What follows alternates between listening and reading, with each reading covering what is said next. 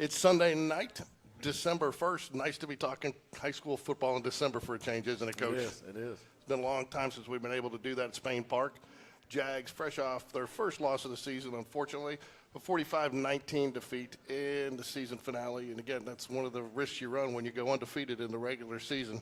You got to win out to be where you want to be, and that first loss is your last loss. And that's not really what you want to do, but doesn't really diminish what the Jaguars accomplished this season. No, it doesn't. I mean, we ran into a really good team down there in Mobile, and our kids, they did a lot of things this year. They did the senior group that's leaving really set the standard, and they kind of raised expectations, and we know there's going to be a target on our back from here on out, which is fine. So I mean, it obviously it hurts, but I saw a parent. She made a post, and it kind of brought me back down to earth. It said, don't be upset that it's over. Be glad that it happened. And I think that's a great way to look at it. I mean, it's every great season comes an end. Some of them obviously don't go to the championship game like ours didn't, but it can't overshadow what our kids, what all they achieved this year doing things together. Taking nothing away from Saraland, but really felt good heading down into that week. I thought, the players said you had a good game plan in. They are a tough team, but there was a lot of confidence there, a lot of confidence we hadn't seen out of Spain Park football in the past. And that was something I think kind of it had a snowball effect. It kind of grew each week throughout the season. Talk a little bit about the confidence your kids went down there with, because it was something that really impressed me. Our kids weren't scared. I mean, our kids weren't scared. The coaches weren't scared. Nobody was intimidated. It was a good atmosphere, but, it wasn't the best atmosphere we played in this year. It wasn't. We ran across a really good team, but our kids were obviously, they put a lot into it. So when you put a lot into it, it's a whole lot harder to turn and tuck your tail and run. So our kids put a lot into it, but we had a really good football team. I think we were one of the best 6A football teams in the state. There's no doubt in my mind, north to south. But we ran into a really good team, and they've been there before, and they've made runs. And like I told our kids before the game, you take that same Saraland program, which is really good, and you put them in 7A Region 3 for the last 3 or 4 years, what would their record be? It'd still be really good, but would it be what it is now? And vice versa. You put Spain Park the last 3 or 4 years in 6A and playing some other teams, what would that record look like? So, there was a lot of parallels between the two programs. It's just that night they were a lot better than us, and they had a lot of talent, and there's some things I wish I could have done differently in the red zone, giving our kids a chance. But, they were a talented team. I mean, the kid's going to Texas, the quarterback, and he's a good player, and they're surrounded by a lot of good players. So it's, it doesn't take away from what our kids accomplished this year at all. One of the things, again, talk about their team just a little bit is I don't think, and you're not going to find many high school teams, not only in the state of Alabama, but across the country that have 5 guys with that speed, the running back, quarterback, and their 3 wide receivers, top to bottom. You're lucky to have 1 or 2 of those at a school and to have 5 of them and go up against them. And one of the things that, again, kind of impressed me about the Jaguars, you got down, you got down early, but you found a way to kind of work your way back in it. And they never gave up. And, in fact, some of the plays we're going to look at here, and as I looked at some of the highlights, I mean, they were fighting as hard, even down at the end of the game. I mean, they did not want that game to be over, and they were going to give every last ounce of energy they had to finish that game. Yeah, I mean, I think right before halftime, we scored to make it 21-7. We get the onside kick, and we had a little drive inside the red zone. I think at that moment, if we make it 21-14, I think it's a different game second half. But credit to them. They, when you get inside the red zone, when your defense, knows their backs against the wall, they made some plays. But, it was a good team. I thought we had a great plan, kicking game, offense and defense. I think our coach did a great job of getting our kids ready and putting our kids in position to be successful. But if you look at their offense, I mean, imagine that offense with Ryan Williams still on it. And they had another kid early in the season that tore his ACL. He's been out all year. He's going to Ole Miss, receiver. So you put those 2 kids in that skill group, it's just it's a different level, and it's just, it's a tall task for anybody in 6A football or high school football alone to match up with all that skill they have. And, like I said, they've been there before, and when you've been there before, you don't get panicked, and our kids didn't panic. They didn't flinch. Defensively went into the game trying to stop something. So a lot of times we drop 8, and he'd sit back there, and then he'd take off running. So it's hard to defend all of that, but our kids did a good job. We got a turnover, and we had a couple stops, held them to field goal. We, our defense, did all they could, and they played very, very hard, and we just ran into a better team that night. And I have heard Ryan Williams is only 17. Have you heard that? No, I hadn't heard that one time in any of the games he's played all year. No, I hadn't. So, anyways, and what I tell you, I was also very impressed too, not only the confidence that our kids had playing the game, but our fans and the parents had in the kids. I mean, just getting out on Facebook and social media on Friday, all the caravans that were going down there, the pictures, the people were excited. And we had a pretty good crowd for a Friday night in the cold, 4 hours away, knowing that you had to come back and all that. The basketball, a couple people had to be at the basketball court the next day. Really impressed with our fans and their level of confidence and the enthusiasm they brought to that atmosphere for the Jaguars. Yeah, there was a different vibe that night. And I told our kids pregame right before we came out for kickoff, when you walk out here and you hear the crowd, it's going to be a different vibe. And it was. As soon as we walked out there, everybody kind of got excited, and you just feel it's a different feel. I mean, third round of the playoffs, quarterfinals, and 2 undefeated teams, and down in Mobile, none of our kids have ever been there. I've never been there. So, our fans are just hungry for a winner, and they've just been awesome all year of supporting these kids. And, we had fan buses go down. We had cheer buses go down. We had band buses go down. And I was getting text messages from parents, videos from the buses. And, it was just a lot of fun. And that's what it's about. Because, I mean, it's, yes, it's a game and the kids are excited and all that. But our parents are just as excited. I mean, our parents are just as involved as the kids are. They're the ones getting to practice as 9th and 10th graders and some 11th, 12th. And, so for them to see their sons out there playing that type of game, I mean, it's fun for everybody. And it was funny because after the game, the cheerleaders came up to me. They were all upset, and they just, they were just so thankful of their senior season. That's what they said. Coach, my senior season, They didn't talk about the football game, the football team. They just said thank you for, my senior year being so special and all that. So when you have cheerleaders claiming it as their senior year, it goes back to what I've said from day one. It's not just about the football team. It's everybody. And I think our crowd showed it on 2 Friday nights ago. Yeah, and everybody had to overcome some adversity that game. The players on the field, coaches on the sidelines, the iPads weren't working with some technical difficulties. Fans back at home had to find creative ways to watch it because the NFHS broadcast, the signal wasn't getting out for some reason. So everybody had to overcome some adversity. Could have been a lot of excuses in this game. Have yet to hear one excuse other than we played, they beat us. Yeah, we didn't have our iPads on the sidelines. It was coming in and out. So a lot of our in-game corrections that we usually make, we were having to go by word of mouth and what we see, and a lot of times what you see and what you think you see isn't really what it was. So, so I mean, I guess I could use that as an excuse. I don't know.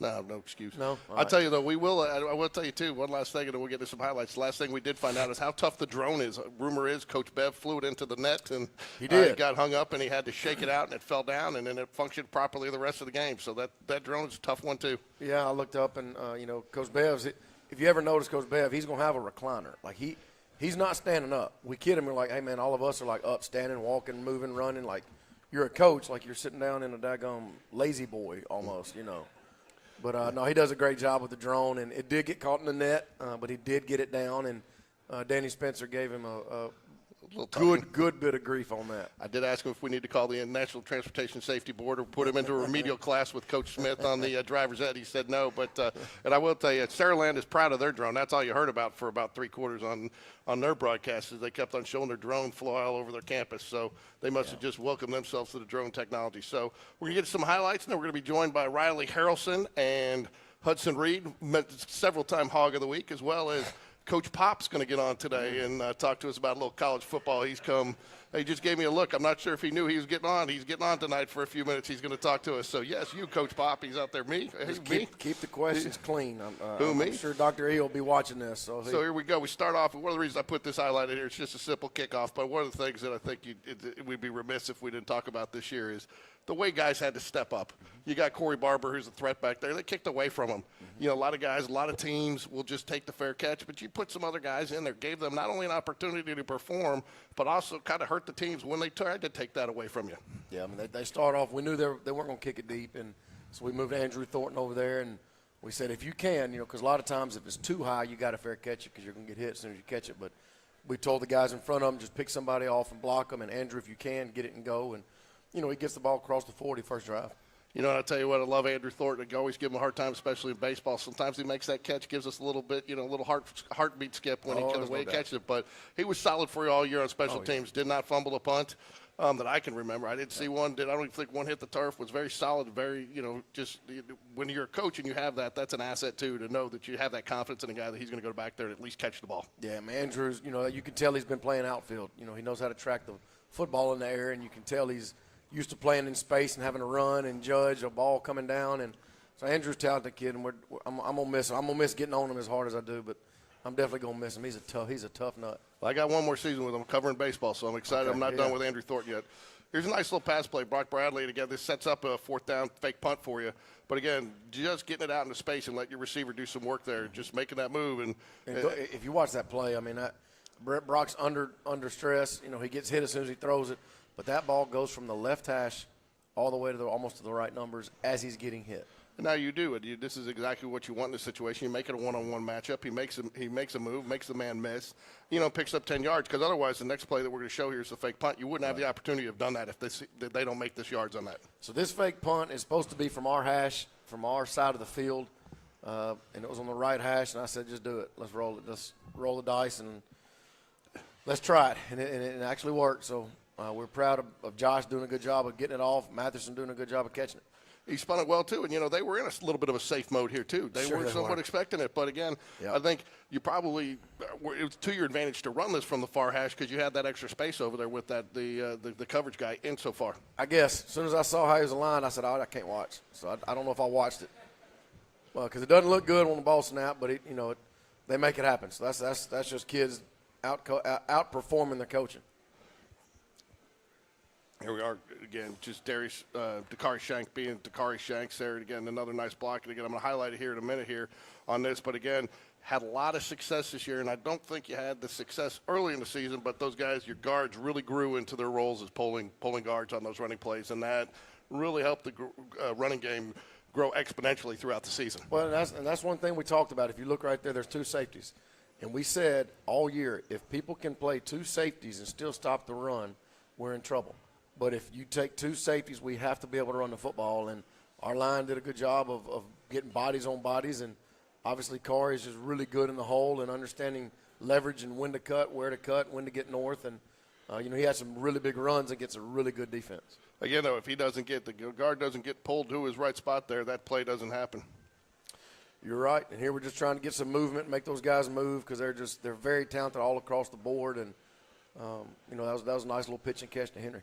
Yeah, and again, you found some success there. They were taking away the deeper stuff to Corey as the season went along, and you gained that back by hitting some of those underneath routes. And then I think the other important thing to hit there was the guys in the receiving corps that step up: Andrew Thornton, Henry Gregory, Jack Sellers. After you lost Mitchell Frazier, you had a lot of guys, and that was two of the big question marks coming into this season. Three really was the offensive line, the wide receivers, and defensive backs, because you had a lot of turnover there. And how were they going to be? And those guys definitely delivered. They did, and it's really fun when you get to catch balls from Brock because a lot of times they're where they need to be, But Connor Grebb stepped up at tight end and made some big catches in this game, and so I don't know. It was a really fun year and fun to see different guys catch passes. Here's going to be the Riley Harrelson interception again to pass ball, Jaguar tip drill. So when this kid's taking snaps at Texas, Riley can be in his dorm room or at his frat house at Bama. Making fun of him, I got to pick off of you, when he comes to Tuscaloosa in a couple years. But what impressed me the most about this play is, again, as talented as this quarterback and these receivers were, everybody focused in the right place, head on the ball, eye on the ball, knew where it was, had their reads right, gets the tip, and then Riley sees it, comes in and closes in and gets that interception. That was a big play in that game. That was a really big play. Turn things around, and, again, I think you get a big gain right off of it. Well, right here, this is just Brock being Brock. He comes off the sidelines and said, I went with a matchup. Because you saw a linebacker, we shifted and we moved, and so a linebacker went out with CJ, and that's a mismatch. So he just put it up, and CJ went and got it. So that was a really big play right before half. Yeah, it's another run play again. Two safeties deep. We got to be able to run the football, and our line got bodies on bodies, and CJ, does a great job bouncing it out. And those receivers, that's two great blocks that, instead of getting tackled for a 10-yard gain, they block, and it's 27 And you and see a touchdown. See right there, and I think, Yes. too, I think Andrew takes his man, pancakes him down to the ground here. He probably told him about it. Yeah, so, Yep. but again, I think that is something that separated the Jaguars that we've talked about week in and week out, and those are the little things that don't always show up in the box score. I know they show up on your grades. Sure. But as far as looking as a fan, the casual fan, the parent, that is as important as catching and running the ball. It is. I mean, we've talked about all off season about being, playing for each other, and when you got kids playing for each other, it shows up in games. Like Andrew didn't get the credit for a touchdown. Corey, the other receiver, didn't get credit for the touchdown. But when you're playing for somebody else, you're willing to go that extra mile, and they make 2 really good blocks, and CJ scores. It was a big point and big moment in that game. I tell you what, you say he doesn't get credit for the score, but they do take a little personal credit for that score because those guys take more pride. I've joked around with them all season. I'm not sure they'd rather score as much as block for the guy that scored a lot of times, That's special. That's special with this senior group. And I hope to God that rubs off on these younger guys coming back. That these seniors kind of led the way of not being selfish and playing for other people. Here's the onside kick again. Perfect timing on this and well executed by Josh Toulis and the entire line there to be able to get that and block down there and just let that and the presence of mind to wait till it gets across the line to touch it. And I told Coach Taylor, he said, "Is it there?" I said, "I don't care if it's there. Do it. Just tell the kids it may not be perfect. It may not be a lot. Just we got to get the ball. Go get it." And they did it, and it was right before halftime, and it kind of gave us a spark. And that might be one of the only times in Saraland's season or in a long time this year where they've kind of been on the ropes. We had them on the ropes right here. We could put it in right before half, and we had momentum. Our kids felt it. They felt it, and we got in the red zone and couldn't quite put it in. And I wish I could have done something different. Yeah, well, to your point, too, while the score doesn't show on the ropes, you guys scored more points than pretty much anybody on them all the entire season, which, again, no moral victory there. But statistically, too, you moved the ball on them some from the 20. And, again, they kind of did to you what you've done to a lot of teams, the 20 to the 20. Right. Had some struggles inside the red zone because they tightened up with those athletes. But you did have some success. They wasn't the beatdown that they've given other teams throughout the season. You played a lot closer than the score showed. There's no doubt. Like I said, this drive right here, if we could have stuck this in, made it 21-14, I think it's a different third quarter. So go to the end zone copy of this for you. I don't know if you can see it. It's coming. It's coming. All right, so right here, pause right there. So right here, the way they aligned, it just shows how smart our offensive linemen are. As our kids see this, so if you look on the right side of the line, 1, 2, 3, 4, 5, there's 7 guys on the right side of the line. Our kids see it.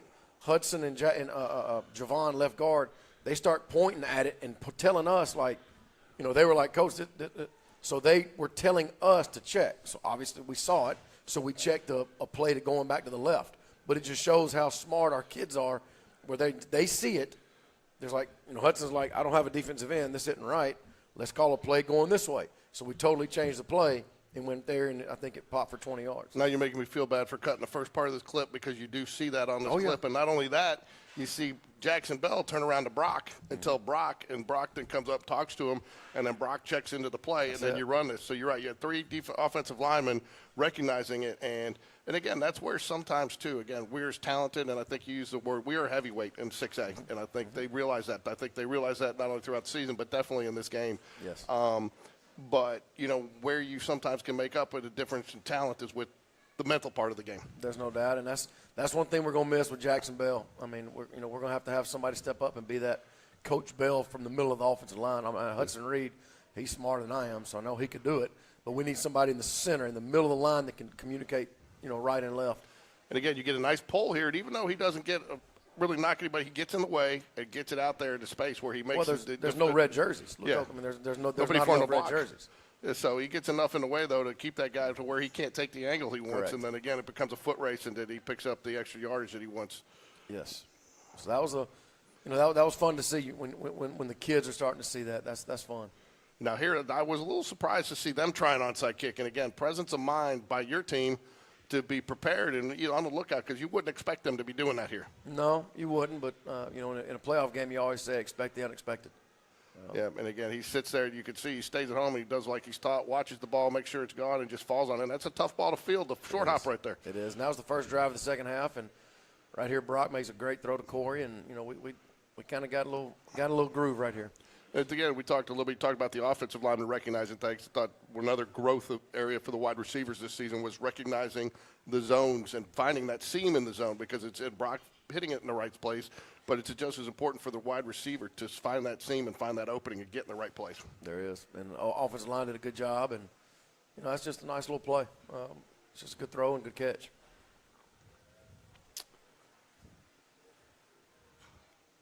Again, this is just Dakari being Dakari. That's Again, it. power run. I think we're all going to miss this next year.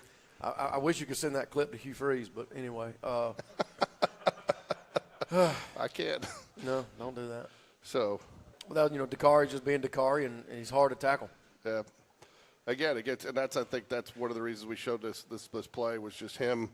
Again, this kind of was, defined the fight that they showed the entire game. They weren't afraid to line up. They weren't afraid to smash him, and they played it. So this play right here went to Mason. I wish this would have been the fourth down call when we threw it to Corey right before half. I wish we'd have gone to that, but hindsight's always fun. But And here, kind of hit this right here. If you look, part of what helps sells this too is McClure coming in behind him, hitting a little bit behind that wide receiver. You got the guy in the middle of the field here, eyes on Brock. Brock selling it too, not looking, not staring him down, and then he comes out of there with three guys going with the one receiver, and he's wide open, uncovered. Well, number 2 receiver's got to do a good job. He knows he's got to go get that safety and take him with him, and that's exactly what he does. And Mason McClure is a sophomore. I'm really excited about him. He's just a tough kid. He's one of the hardest workers we have. He's very talented, and it means a lot to him to be good. So it was fun to see him make a catch like that in a big game. Real quick, going to show all of our seniors, get them on the camera. We haven't had an opportunity to necessarily do that all year, but just talk a little bit about this senior class. It's your third class to come through and graduate. Obviously, very successful this year, but talk about what this senior class meant to the program and how what they've done is going to translate into success in the future for the younger guys. Well, we say it all the time about how, you're known for what you leave behind.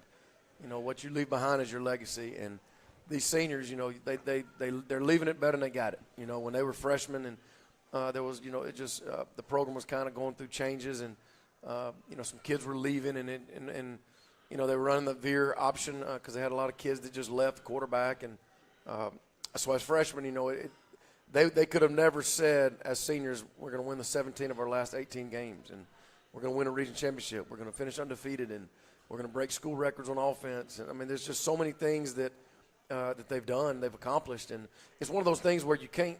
Like I said, when I first got here, I can't promise what we're going to do. Like I can't promise results. I can't promise you I'm going to make it home tonight. I can't promise you I'm going to wake up tomorrow, but I absolutely can promise you how we're going to do it. And these seniors bought in, and it's just a great group of people. It's just a great group of young men that have totally changed this program, and they've left it the better. And that's the best thing about it is they've shown the way. They took a little bit of when they were sophomores, that first senior class with Jack and Brian Alston and that whole group, Caldwell Bussey, that group. Then you had the group last year, Landon Huey's, kids like that, Connor Langston, Hudson Cahalans. They've kind of taken a little bit from each of those groups and kind of molded who they are. And they were just always consistent. They were always just good people. So we're going to miss them, but at the same time, like I said, it was a heck of a year, and they're always going to have the perfect season, the 10-0, and going to the third round. They're always going to have that to fall back on. Well, we're going to bring you back up in a minute. We're going to talk a little bit about some of those records, 17 straight. I think it's the Spain Park record. Some of your players set individual and team records this year, the team on offensive production. But want to bring up, but one of the things, too, that impressed me, and we'll bring up Riley and Hudson, was there are a lot of seniors there that didn't see significant playing time on that group that we just showed. Some of them were role players. Some of them played maybe just one game when they got their opportunity. But a lot of guys just wanted to be a part of this team because of what it meant to be a part of this team. And while you may not have seen them on Friday nights, they were an integral part of getting ready for Friday nights on the practice field for some of these guys as well. Yeah, I mean, it's high school football is not all about the 5 stars. It's about the kids that just in 20 years you have good memories of your time together as teammates, and they've been playing together for a lot of years, and it means a lot to them. And whenever you got this many seniors, it means a lot to all of them. And it's a great group, and we're going to miss them. We're going to miss them dearly. All right, let's bring up Riley Harrelson. But before we do, I want to get a little programming note out there to everybody. This week we're going to be covering Spain Park Jaguars First, Clay Chalkville at home in basketball Tuesday night. Girls at 5:30, boys at 7. And then we're back home again Friday night for more varsity basketball action of the Jaguars against Hoover at home. So crosstown rivalry, good. So if you have an opportunity, why don't you come out and watch some Jaguar basketball this week as well. If you can't join us, it will be broadcast on GameDay Sports Radio Live. So I'm joined now. Can you guys hear us? Can you hear me, Riley? Yes. All right, we got him. So I got Riley Harrelson, number 6, safety, and Hudson Reed. Hudson, real quick, I gave you a hard time, and people have heard me talking. Hog of the Week. Tell everybody what Hog of the Week is. The Hog of the Week is when whoever grades the highest out of the game, our coaches, they grade the game, each play. Then you get a final score, and then that's the Hog of the Week. So, but there's a lot of pride between you guys on that now. But you also support each other. You guys are kind of happy when somebody else is the Hog of the Week. You recognize it, but you've been Hog of the Week a couple times this year. Yes, sir. And then Coach V said, do you have your bumper sticker and all that stuff? You guys got Hog of the Week gear out there? I don't have my bumper sticker because they do all that crazy stuff. But, I mean, yeah. So, Riley, talk a little bit. I want to talk to you a little bit because you kind of worked your way to more and more playing time throughout the season. Yes, sir. You know, you played a kind of a role. You've been on special teams and an integral part of it. You had some opportunities to come in when Joe Cross got hurt and went down and Arnold Bush, and you really proved yourself, and through that you got more and more playing time, and you made some big plays for this Jaguar team and really had a great game against, I believe, Russell County when Joe Cross was out.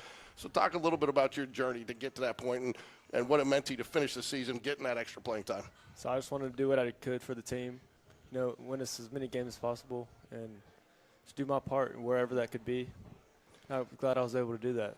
So you've started I coached, I think, for a year as a youth player. I'm pretty sure you were on my team for 1 year, but I know your dad coached you a little bit. So, yes, sir. And your dad's been a big part, but your whole family. So talk a little bit about what it meant to you and your family to finally get into the playoffs and just have some fun doing it. And I know this is your last year, their last year. So talk a little bit about the journey for your entire family.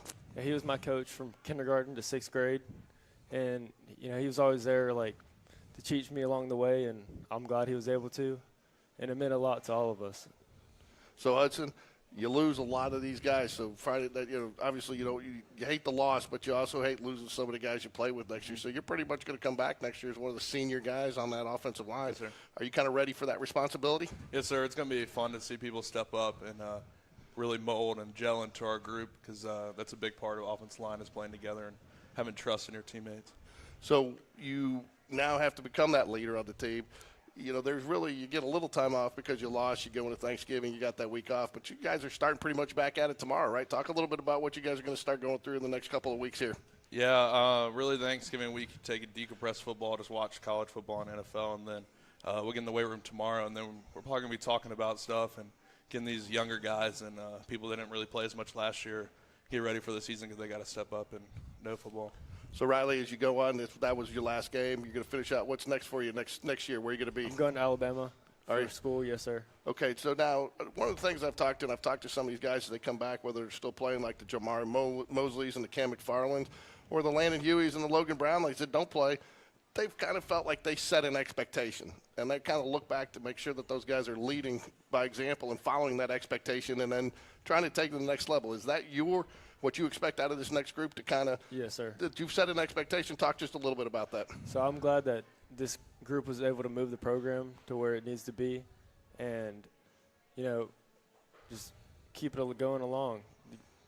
So you take I'm sure you take a lot of personal pride knowing that you were a part of that. Because, again, yes, sir. You may not have always been on the field, but you are you're a motivator, you're a leader. You know, you've got a lot of close friends, Hagan Holly, Joe Cross, a lot of those guys. So not only when you weren't playing, you were helping those guys along. Talk a little bit about that secondary group. I had to overcome a lot of group adversity this year with some injuries, but you guys are very tight-knit. Are you guys as tight-knit off the field as you guys are on the field? We're very tight. We always had a position dinner, either home or away, the day before.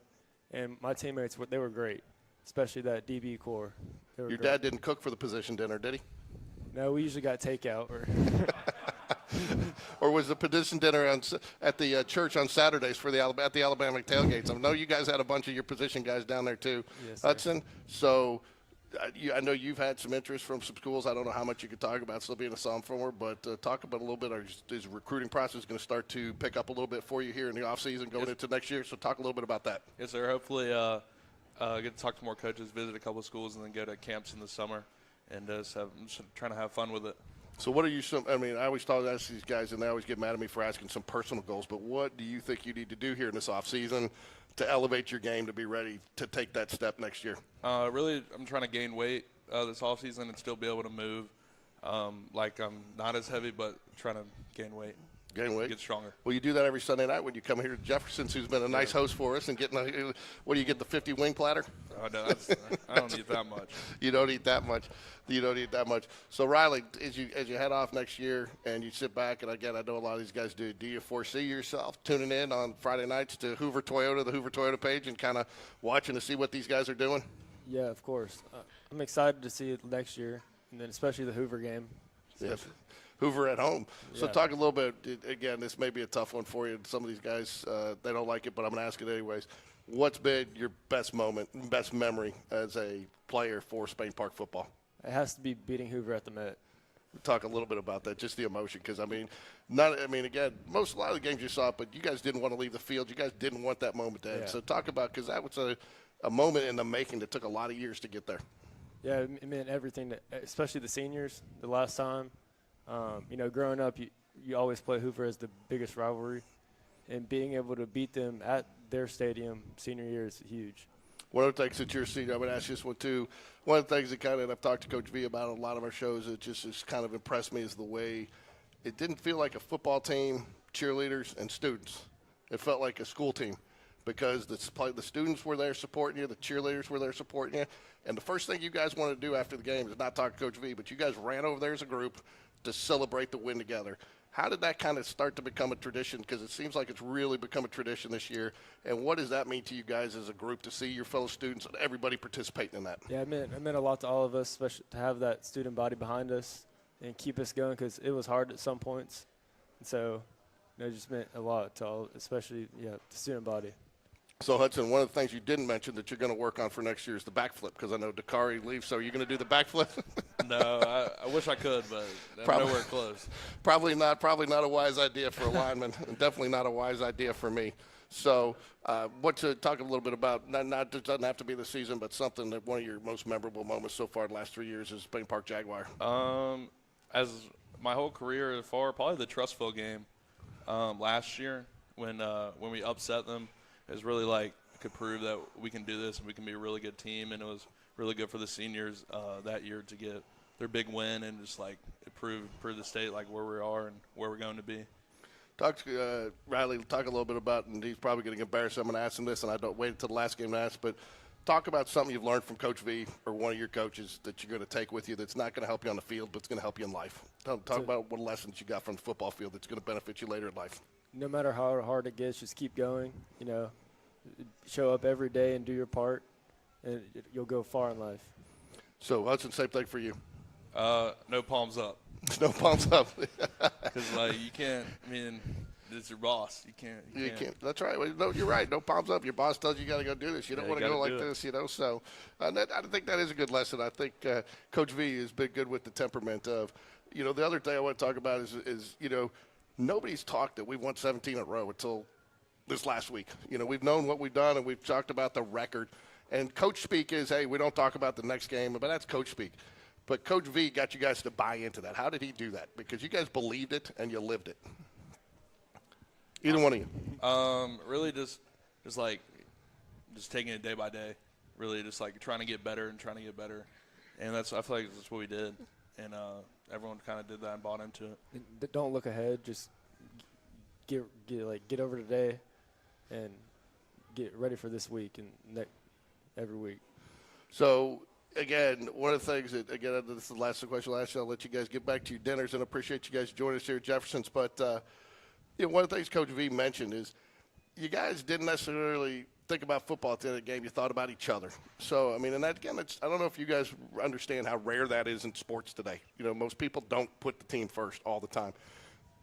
That feeling, just real quick, talk about the feeling you had after that game was over, because I know you guys didn't want to leave the field, but you didn't want to leave each other. It wasn't that you didn't want to leave football. You didn't want to leave each other. So just talk about what that's meant to you, that team bond. Yeah, so I gave all my DBs a hug, especially the underclassmen, and we were so tight as a DB core, with dinners and everything, and it meant a lot to especially the seniors. You? Yeah, I mean, it definitely meant a lot. I mean, we're there every single day, like in the summer, and getting there at 6:30, like really like brothers, and like it's tough to say goodbye to the seniors.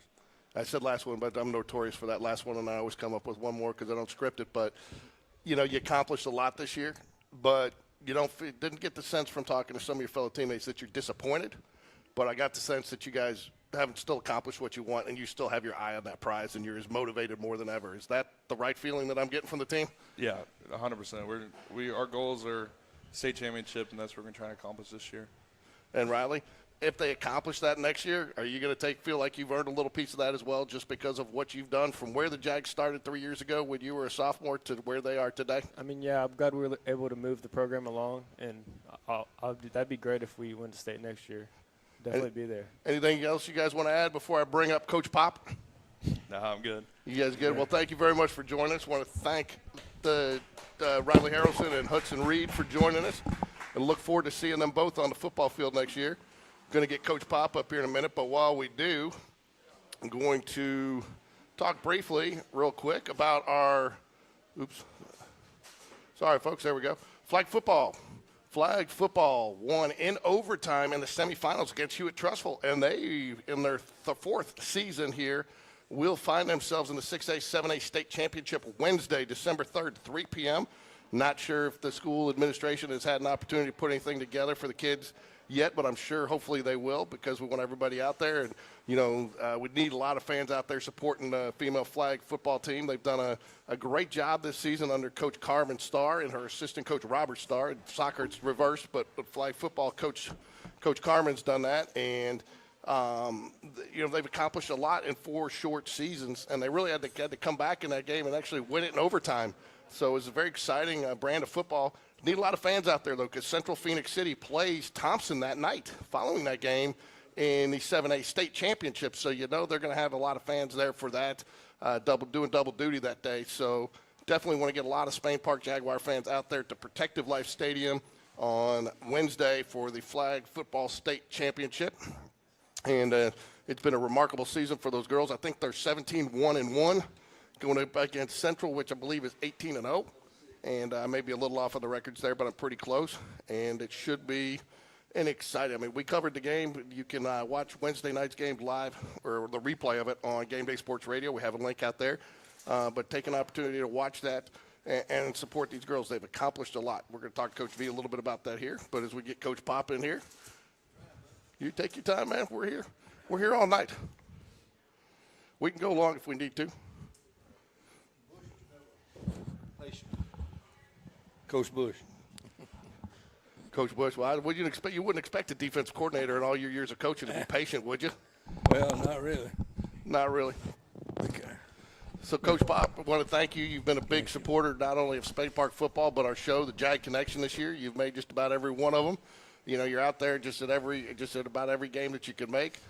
You and your son have coached together. In fact, he said for a number of years you were Coach V and he was Coach Tim, and now he's taking that moniker. But talk a little bit about the pride that you take in the job that your sons have done at Spain Park. Well, he's done a great job. I tell you what, we've talked about this, for years, about him getting a bigger job and this and that, and here he is. And first of all, my wife Denise, I'm not gonna leave you off, baby. That's a wily vet right there. And my grandson Sammy. There you go. Now I was head coach at Fairfield for 11 or 12 years, and wow, that'll wear you out there now. But Tim was my assistant, and he was offensive coordinator and part-time defensive coordinator with me. We kind of shuffled along, and then we had a few coaches, and they did a good job, but it was constant trying to get the kids to believe in the program. And if we had a nickel for every time we took kids home and bought them supper, it'd be I could retire again, But they bought in out there, and we turned it around and went to playoffs 9 in a row, which they never have done. And he was my assistant. I retired in 11 or 12, whatever it was. And he got the JO job after a year at McAdoo as an assistant. And so I said, I'm coming with you. if you want me. He said, sure, I'd love to have you. So I got to have a big office. I got to have the coffee machine and close to the bathroom. So he covered everything for me. And I was defensive coordinator for 6 years for him. And then Coach Bush came in, and he took the last 3, I believe, and then Tim got the Spain Park job. And George, don't get it twisted. Let me hold up. So, yes, you know, when I was blessed with the JO job, obviously I knew he was coming with me and whatever. The very first day I get to school, I had my keys. I hadn't even been. I had my office wasn't even set up yet. So in the field house at JO, you had like 7 or 8 individual offices plus my office. So I'm walking into the field house. My office is not done. You know, whatever. I just got the keys. I turn back. Pop's behind me. He has his box, a big box he's carrying. This was before all of his surgeries. He's sitting here carrying a box. Had a lamp in it. His picture frames of all the grandkids. His name, Vakakis, that he took with him forever. So he moved into his office. He had a filing cabinet in the back. I had to help him get in. He moved into the office before I moved into mine. Like, he was ready on day one. He was ready, and I think Mom was more ready for him to get out of the house and come with me than he was ready to coach. But so, you know, the day I got to JO, he was right behind me coming up the steps. So, Coach Pop, you talk about that, and he does, and he's had a very successful career. One of the things that you both have done is gone to programs that are struggling and not only turn them around in a win-loss percentage, but also in the character and how you've built these guys. But when he decides to leave JO after spending that effort to rebuild it, did you think he was a little crazy when he was like, what are you doing?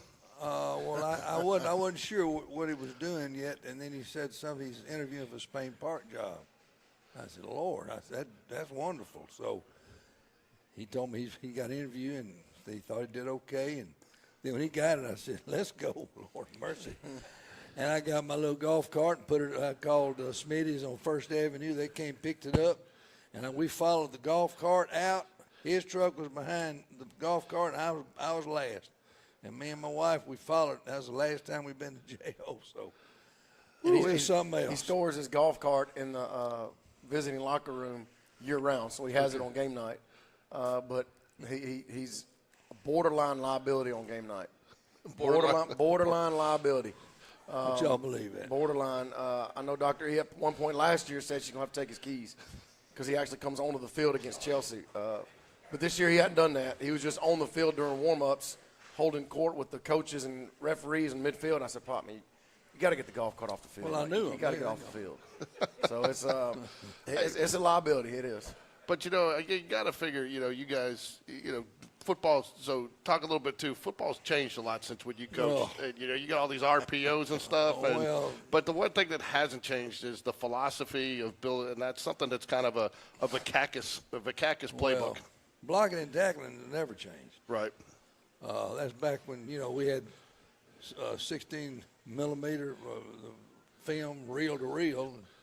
We'd have to go get it on First Avenue, Smitty's film thing, and wait till 2 o'clock in the morning and get it and go home and study. And now they got all kind of stuff. Just unbelievable. They're talking analytical. I said, guys, I don't know what y'all talking about. I'm going to get a piece of paper. I'm going to break the daggum film down. I'm going to get every play there is, and I'm going to do what I'm supposed to do. I'm going to categorize all the stuff they do in certain situations, place on the field and all that. I said, I don't know about all this computer stuff, Lord. That's frightening right there. But now you send a film in and it's broke down before you even get home. I know. Before you even get home. Let me stop him. So don't think he doesn't know how to watch film on his phone. He sits at the kitchen table. He watches practice film from his phone. He'll call me that night and say, hey, what kind of blitz did Bush just put in? So he's watching our film of practice. Then he'll say, Brock's got a big-time arm. Well, yeah, I know, Pop. So he's watching every rep we do of every practice we do. So he knows how to watch it. So he makes fun of the huddle. He talks bad about it. But he's he's on his phone watching every single play of every practice. So I'm at practice, up on the hill. He's that too. So I got to ask you, Coach V, do you ever sit there after you call a play and it doesn't work and you go, oh, Lord, I'm going to hear about that one at the kitchen table tonight? All the time. I got something for you. I got something. When he was at JO, we were at JO, I was in the box calling defense. He called the play and said, Tim, please don't call that play now. Please don't call that play. He said, Pop, I'm the head coach. You sit up with your Diet Coke and your peanuts and I just did not relax. say that. Yes, you I did did. not say that. I did not say that. Now, I will say this. When we were at Fairfield together, when I was calling plays, offensive coordinator, the way we had the offense, our quarterback would make a lot of the reads and play. He checks at the line of scrimmage. So Pop would see our quarterback, hold everybody up and make checks. So Pop asked me, safety. he's asking me, what's the play? He would get so mad when I tell him I don't know. But, I knew what the kid, he could have checked a couple different, options. But I would always tell him I don't know. He would get so mad. How do you not know what the play is? I'm like, Pop, the quarterback's fine. We practice this. He knows what to call. He knows what to check to. He would get so mad when he wouldn't know the play. And I guess just being the, mid-20s son, I knew what would help if I explained it. But being 25, 26, I just kept saying, I don't know, Pop. I don't know. So if you're just joining us, this is the Jag Connection, but we got our own little fun-filled episode of Family Feud going on here tonight. But we've been wanting to get you on for a while, Coach Pop, because you probably forgot more about football than most of us in the room here know. And but again, I think too, and I know you do, because I've seen the guys come up to you and a lot of these coaches, and I think you know what not only have you had a successful football career, but a successful career of shaping young men's lives. And talk about, how, your son is kind of carrying it in his own way, but, he's doing it differently, but he's carrying the Vakakis philosophy on life. And so what does that mean to you as a dad? Well, it makes me proud. We talk about with the kids, at Fairfield and jail, we told them, look, guys, we got to make sure you're going to try to be a good dad and all that stuff. And you're going to do all these things, but stay out of the streets. There's two things going to happen in the street. You're going to be in jail, you're going to be dead. And we try to tell them, don't go in the street. I don't care how much money, that big old roll of money in your pocket, it ain't going to help you if you're in jail. But he's done so much for kids, it's just unreal. And they listen. I'm sure they do. And, there's certain problems we don't have over here that we had over there, but there's always problems today. But he's done a great job. And Denise and I are so proud of him. And if I keep talking, I'll start crying. One thing I've learned from Pop is, people don't realize that first couple of years there at Fairfield was rough. We won our first year, we were 3-7. The next year went 0-10. So there was a span of we lost our last 2 of our first season, all 10 of the second season, and the first 2 of the third. So we would, that's 14 losses in a row over a three season span. So I used to, I was living with him just out of college, so I used to put that old VHS tape of our last win, and I would rewind it the last 2 or 3 minutes of the game, and I'd say, Pop, sit here and watch, and he'd be like, son, stop. I said, no, sit here and just let's feel what it feels like to win again, because we're going to win. So I would make him sit there, and we'd push play and watch the last 3 minutes of a game our first year, week 7, our last time we won, and then we went 5-6 that third year, and then 11-2, 10-2, and we started winning. So it was, you forget about that on the back end, but you forget about all the struggles you go through as a young program. And one thing about him, he treated everybody the same. When he was 11-2 coach of the year, then as he did, and we lost 14 games in a row. So it's, it was fun coaching with him. Talk a little bit, both of you, a little bit about it. I want to get back to Jags. 17 wins in a row. It really felt like it snuck up on you. A lot of times people get caught up talking about that, but you didn't. And now nobody really brought it up until after this last game, 17 in a row. As coaches, how do you keep, the focus on each week? Because I know you guys have both done a phenomenal job, and that's part of your philosophy, but because a lot of people get caught up in records and streaks and the outside noise. How do you keep the outside noise? Because it's a lot harder. I got to imagine it's a lot harder than the days when you were head coach with all the social media and stuff these days. Oh, God. I'd have gone crazy. I know I would have. We used to make them sleep pregame and all that with phones and stuff. Now, I don't know what I'd have done. I don't know what I'd have done. I don't know how to handle it. But it was, I don't know. Coach V? Yeah, it's you don't look at it and think, all right, we can win this many games. Like, you don't really look at it. I think that's when you I think Kirby Smart mentioned it not too long ago about how it's not all about the end result. It's about how you do it and what you're doing on a day-to-day basis.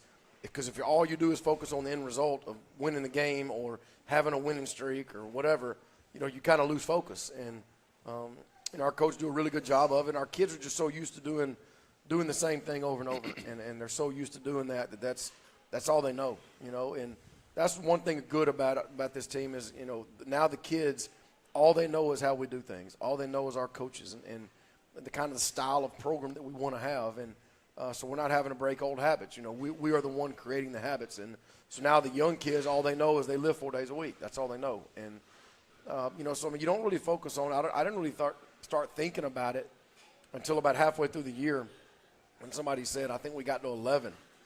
And it just kind of hit me. I'm like, yeah, that is right, you know. And but again, you don't really want to focus on it. But it's very on the back end is something to be proud of. I mean, whenever you get high school kids from 14 to 18 focusing on the day-to-day operation of just what you have to do that day and not worried about the end result, I think that's just it's a testament to our kids, but it's a testament to our families. Be remiss if we didn't highlight a few things with the offense this year. Set a couple of records in the season here. C.J. Cowley over 800 or no, almost 800 yards rushing, to over 1,000 total all-purpose yards between receptions and carries.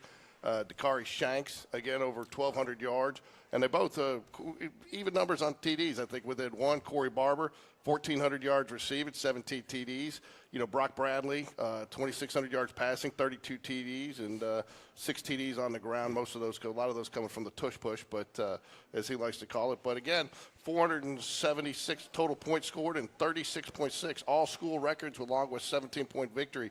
So really, you get 3 of these 4 guys back. So first off, just talk about the offensive success real quick, Coach V, because I don't think people expected that coming in. I don't think any coach probably expects those numbers coming into this season. Well, we knew we could be pretty good. Anytime you have you know, you see it on all levels. If a team has a good quarterback, they have a chance to be good, you know. And so we knew what we had coming in with Brock, and we knew what we had with Dakari and CJ and Corey coming back and the other receivers and O-linemen.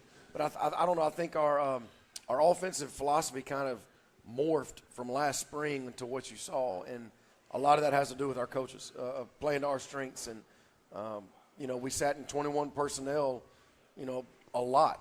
You know, which is tight end, fullback, and tailback, and we did a bunch of different things out of it. And you know, I think a lot of that goes, like I said, credit our coaches, but putting the kids in positions. But again, you don't have that many yards and that many points with kids if they're not worried about each other. You know, and you know, Carr was the kind of the leader of the backfield. CJ just does a lot of things at an elite level, and he could be as good as he wants to be. And you know, Hudson Reed is. You know, it's going to be his job to kind of put the next O-line together, you know. And but it's you know, last year our kids broke the school record of scoring points per game average to 33.6, and this year they went up 3 points. So anytime the offense is scoring like that, you know, there's a lot of good things happening. This one's for both of you. Go ahead. You got something to say? I just want to say, just watching them practice, and I look at all these teams in the playoffs. I know some of them, some of the coaches and everything. He's probably got the best staff that I've seen around a long time, and they get reps in practice. DBs, Lord mercy, the O-line. I love watching O-line work. The big guy works pretty good down there. I like it, but they get so many reps. Nobody's walking; they're moving. Everybody's moving. I got dizzy one time watching everything, but they moving. But they're learning, and he's got a great staff, and of course they're taking after him, and they're better, and that's the way it is. It's one of the things I want to ask you, Coach V. One of the things that's always kind of impressed me the more we've gotten an opportunity to cover the program is your trust in your assistant coaches. And you know, a lot of coaches, head coaches these days, want to micromanage, and that's not an effective way to coach. I think you look at most micromanage coaches, are not successful. You have a lot of trust, you let their guys, and then you bring it all together. Is that something you kind of learned from your dad? No, there's no doubt. I mean, you know, he gave me a lot of autonomy as a young 23-year-old offensive coordinator. He did. He kind of, you know, he threw me in the water sometimes without a life jacket on. You know, and just kind of made me kind of learn it. You know, kind of learn on the run. You know, there was plenty of times where something wouldn't work, and he starts barking. And I take my headsets off and walk away. You know, he can't. You know, if I'm 25 yards away, he's got to call the defense. He couldn't yell at me. You know, but at the same time, I mean, we had a good staff at Fairfield. You know, we didn't have a lot of us, but everybody kind of did their job. And you know, our staff at Spain Park, I wouldn't trade these guys for nothing. And there's a broad variety of coaches in terms of years in the game, in terms of experiences, where they're from, we got guys like T.J. Simmons who had a brief stint in NFL. Got guys like me who didn't even think about playing college football. So like it's just a big. Coach Moore was a GA in college. He was starting offensive lineman for Brett Favre. So you have so many different life experiences on our staff, and I think that's what it's supposed to be. I mean, there's going to be somebody on our staff that every kid on our team can connect with, and it doesn't have to be with me. They could have a great relationship with their position coach. It does not have to be with me. As long as these kids have a man they can depend on, that's what it's about. But I tell you, our coaching office, man, you better have some thick skin to be in our staff. You can't walk in there not dressed up one day. Oh man, you're gonna hear it. Like you're gonna hear it. So it's a great group of guys that keep everybody on their toes. But they've made me a better coach, and I tell them that all the time. They're going to hear it from you or from Coach Pop? Oh no, or from Coach Pop? No, not. Let me Bush might hear something from him because he No. blitzes. So just tell him to play bass, son. Just get him in bass. Pop. First Can't play meetings- bass anymore. first- That's what we're seeing. We can't play bass. First meetings we're at jail. He's sitting there talking. We're having a meeting. Everybody's sitting around this big round table. I got a little chair over here in the corner somewhere, and he said something. What do y'all think? What do y'all think we need to do? What do you got any ideas? And I'm thinking, what? And then the more I thought about it, I said, hey, these guys may come up with something more than we know. And I've always been the one that said, this is what we're going to do, 1, 2, 3, 4, and that's it. But he always told them, guys, y'all got anything you think will throw in a weekly little work? And the first time I heard it, I almost fell out. I said, what are you doing? But there's a reason he did that. Pop made them better coaches. Imagine that. Pop's going to say, all right, this is what we're going to do. This is what we did in 1972. We're going to do it again. I'm like, oh, Pop, come on, man. Well, we like to run the ball. Yeah. I remember there'd been many times that Tim, please stop throwing the ball. Just run it. Hey, done a great job. And the weight program, I thought I had the weight program of the century, and he took it and he's tweaked it, and it's mine looks like something in romper room or something now. I mean, it's just he's got a great weight program. Well, it's a good thing you gave me a nice segue there, Coach. Let's talk about what we got coming up next. Conditioning. Conditioning is a big part of what you guys do. And then another thing that's really kind of evolved over the last 2-3 seasons is the 7-on-7. Those are two critical components that you're going to have over the next 2-3 months before you get to spring football. It is, and that really help vault this team. And a lot of the kids are excited about it. Biggest thing we do right now is just lift. We're going to lift. I want the kids going home after school. I don't want them there before school. Just let's get our lift in, go home. One of the days a week is going to be a study hall where they can get in there and catch up on work. I don't want them thinking about football. Let's just get in the weight room and let's just work. And our off-season program will start in January. Our leadership council will start meeting on Monday mornings. We'll have another book study. Take us through the off-season, and we'll break up into teams, and we'll have our Wednesday morning competitions starting in January. But we start developing, creating that next heartbeat. But the Spark 7-on-7 we started a couple years ago, and we can't coach it, so we have Drake Grisham, which is a Spain Park alum. He loves it, and he's coaching our guys again. And a lot of our young, like the 9th graders, to be 10th graders, they're going to get thrown in there, and they get to go around and do 7-on-7. And, we'll probably play 4 or 5 tournaments from January to spring break. But, it just to get as many reps in running our plays, running our coverages, catching the ball from our quarterback, running routes, throwing to our receivers, and just – the communication, E.J. Curley and J.D. Motomy, there's no doubt they're going to be able to set all the defensive coverages and get the young guys kind of brought up to speed. And then Brock, the quarterback, is going to, help our young guys tremendously. And Corey Barber is going to help our young guys. And it's just a lot of good things. A lot of, the more time these kids can spend together away from our building at Spain Park High School, the better. And we try to promote that and give opportunities for our kids to grow together. Spring game, are you going to do another spring game this year? And is that set? Do you have a team yet? Not yet. We'll try to have a home game and build it around our golf tournament. Yeah, James, I got James Thornton. You mind shouting in here real quick? We got the golf, the Jaguar, the Gridiron May 19th. It's going to be at River Chase Country Club, and we'll make sure we cover that throughout and get you some details on that through our basketball coverage and through our baseball coverage. But I want to get a lot of people out. It was a great tournament. We played it last year. Great opportunity, too. I'll tell you, if you have kids that played this year, I took my 2 senior boys that played last year. We had a blast. It was kind of their final contribution to Jaguar football was to play in the Gridiron Classic. So if you got seniors that graduated, fathers, I encourage you to get out there and get a team with your kids. It's a good way to kind of send them off for graduation and finish up football. And then the summers, I want to touch on summer because summer, again, was kind of unique. I had 2 boys playing it. I really had about 14 or 20 because they lived at my house between practices. But you guys have done some things to make summer football so it's not dreaded anymore. It's not the dread it used to be. You've made it fun. Some of the competitions you talked about, the way you break it up, weightlifting. Talking just briefly, real quick, on your summer program. How have you turned it into a not dreaded participation thing? Well, anytime you get competition, I think that kids enjoy that. You know, sometimes the monotony of just doing the same thing over and over against each other, it kind of gets old. But at the same time, we have, you know, the end of June we start competitions, and you know, we went to Troy, won their 7-on-7 championship. We went to Sanford, won that 7-on-7 championship this past summer. So, you know, our kids enjoy going and competing against other teams together. And anytime you get kids again around each other, away from Spain Park High School, the better. And so we try to give our kids chances to go compete with each other, and you know, because they compete against each other every day. And there's just something about, you know, locking arms in June and going and play somebody else doing something. So we try to keep it fun. We try to keep it moving because it's not easy to play football at Spain Park. And I got one more, Coach, for you, Coach V, and then one more for both of you to kind of wrap it up and sign off is 2025 schedule. All right, that's not set yet, right? Is it set? Okay, it's set. It flips home and away. Okay, so even instead of 4 home games next year, we're going to have 6. Okay, will we have James Clements come down and play? Yes. So it'll be the exact same schedule. Exact same, just flip home and away. So Hoover will be at home, James Clements will be home, Helena will be at home, Gardendale will be at home. So we'll have 6 home games next year. And then, but the dates could change. The dates, the weeks don't change. It's just the actual number, the day might. And yeah, okay. So you will still play in the same order. Yes. So, but for both of you, because you guys have both been here now, you got a target on your back, both as individual players and as a team now with the success you had this year.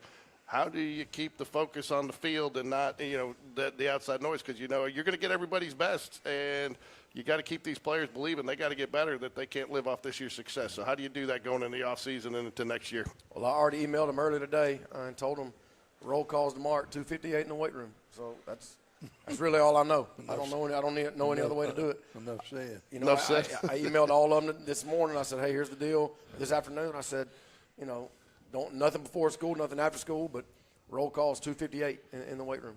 All right, we're going to go a little long today, but I want to thank Coach V, Coach Pop for joining us tonight, the players. Thank you. Be remiss if we didn't thank a couple other people real quick. We want to thank Jeffersons for hosting us all season long. I want to thank Greg Harrelson for his work to get the Jag Connection started. We will continue the Jag Connection next season. We're going to add some stuff to it. There will be some exclusive elements, but again, the tailgate. I want to thank James Thornton and Scott Bradley for their support every week. Amy and Damon Reed, who have been loyal supporters coming out every week and part of the Jag Connection. I would be remiss if we didn't thank Coach Donaldson, Dr. Esslinger, Alan Paquette from the board, who are all big administrative supporters of Spain Park Athletics, Josh Britnell, the band, Morgan Lambert, and her entire cheerleader. There's a lot of people that go into not only the football program, but what we do here. And most importantly, I'd like to thank Coach V for giving GameDay Sports Radio the opportunity to cover them. I mean, he keeps that could be for what we do, but we're very proud to be a part of this journey with you, and just to have a little bit of part of it and shaping some of these young men's lives the way that you do. If there's anything we can do to help, we're proud to do it, because what you have going on at Spain Park's a good thing, and there's going to be a lot of better, not just better football players, but better men because of what you guys have done for the boys in the state of Alabama. You too, Coach Pop. You know, there's a lot of guys that I see every Friday night come over. They want to see you and say hello, and that's rare, and that says a lot about your character and the respect that they have. So you guys are very well respected, and we love what you do, not only for our football players, but for every student at Spain Park. He's a good one. Well, you know, Friday nights, if you don't, they got to kiss his ring. You can't come up there in case you kiss his ring. You know, it's like Don Corleone. You know, I mean, that's what I asked. I said, "What I call you?" I said, "Coach." He said, "Coach Don. You're the Don of football." The Don, but no, it's. I'm part of Italian. Yeah, so I just hope I can be your conciliary. We'll talk. So, well, thank you, everybody, again. It's been a great season of Jaguar Connection. We are probably going to try to get some, it won't be Jag Connection, but some more Sunday night coverage for you, some other sports as we go into basketball. We will do some stuff in the spring as spring practice rolls around. But, everybody, thank you again for making this year a success. I think our last show we had over 1,500 people watch, so it's grown throughout the season, and that's a tribute to not only the people in this room, but the people who watch and forward it to people. So I look for bigger numbers next year, and the way it'll support Spain Park. And go Jags. Go Jags. Thank you. Thank you.